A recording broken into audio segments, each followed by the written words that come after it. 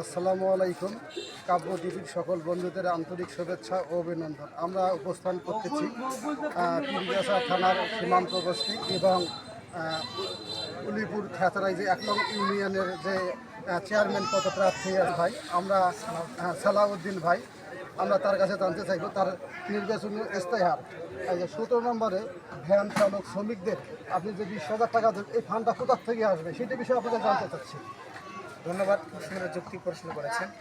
আমাদের ইউনিয়নে নিজস্ব কিছু রাজস্ব আয় আছে, যেমন হাট বাজার ইজারা, তারপর লাইসেন্স ফি এবং ট্যাক্স। আমি নির্বাচিত হলে এগুলো স্বচ্ছতা এবং দুর্নীতিমুক্ত হবে, ফান্ডকে আরও সমৃদ্ধ, বর্তমান যে ফান্ড আছে এই ফান্ডকে আরও অনেক বড় হবে।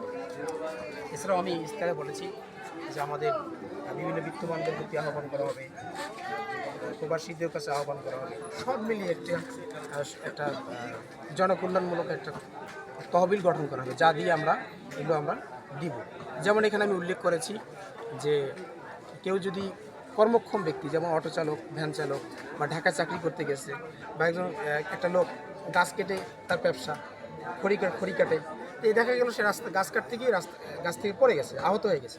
তো সে যদি আহত হয়ে যায়, পুরো পরিবারের কিন্তু জন্য একটা বোঝা হয়ে গেল, তাৎক্ষণিকভাবে একটা হোঁচট খেলো, তো চলমান অর্থনীতি আর্নিংটা বন্ধ হয়ে গেল।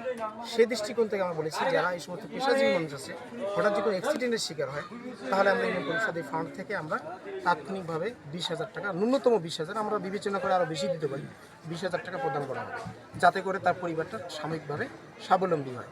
এছাড়াও যদি কেউ নিহত হয়, যেমন ঢাকায় যে নিহত হয়েছে, বা শ্রম পেশাজীবী মানুষ কাজ করতে গিয়ে নিহত হয়ে গেছে, অ্যাক্সিডেন্টে মারা যেতে পারে, তাদেরকে ন্যূনতম আমরা 30,000 টাকা দেবো সেই পরিবারকে সচ্ছলতার ফিরে।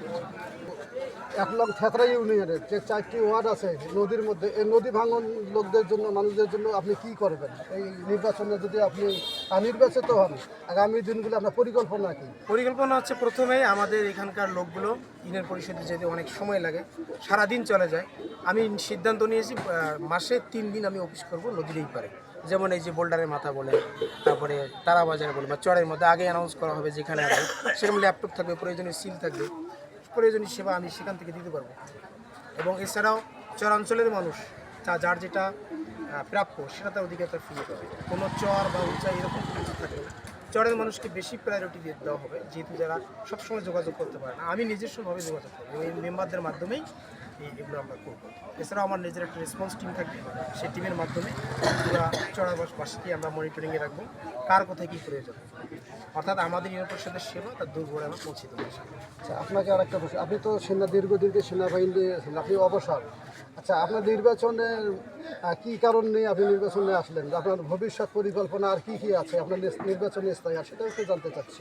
নির্বাচনী ইস্তেহারের বাইরেও ভবিষ্যৎ পরিকল্পনা হলো একটাই, সেটা হচ্ছে ইউনিয়ন পরিষদে মানুষ যে অসম্মানের শিকার হয়, দুর্নীতির শিকার হয়, প্রত্যেকটা সেবা নিতে গেলে টাকার প্রয়োজন হয়। আমি নির্বাচিত হলে কোনো সরকারি সেবা নেওয়ার জন্য টাকার প্রয়োজন হবে না, অর্থাৎ তার যে যদি কোনো ফি থাকে সেটা ফি ব্যতীত বাড়তি কোনো পয়সার কোনো ব্যবস্থা হবে না। আমি বিশ্বাস করি যে হাকুল ইবাদ, আল্লাহ তাআলা বলেছেন মানুষের হক সংরক্ষণ করার জন্য। আমি ভালো একজন আমানতদার হতে চাই, এবং আমি ভালো একজন সেবাকারক হিসেবে আমার দায়িত্ব, আমি অর্পিত দায়িত্ব সুস্থ হয়ে পারব। ধন্যবাদ। অবসর